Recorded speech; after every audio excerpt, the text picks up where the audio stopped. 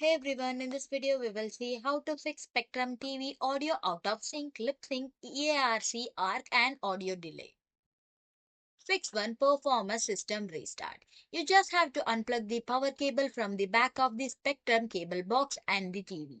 Then you have to wait at least 60 seconds to drain any residual power and clear the cache. Plug everything back in and wait for the cable box to fully reboot before testing. Fix to adjust cable box audio setting. Press the menu or setting button on your Spectrum remote and navigate to setting and support, then preference. Then go to audio or video settings. Change the digital audio format setting from auto to PCM or vice versa. Check if the audio sync improves after making the changes. Fix 3. Change digital audio output format. Access your TV's sound setting, then navigate to expert or advanced setting. Locate the digital audio output or a format option. You just have to toggle between auto, PCM and pass-through format.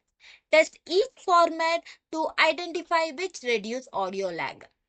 Thanks for watching.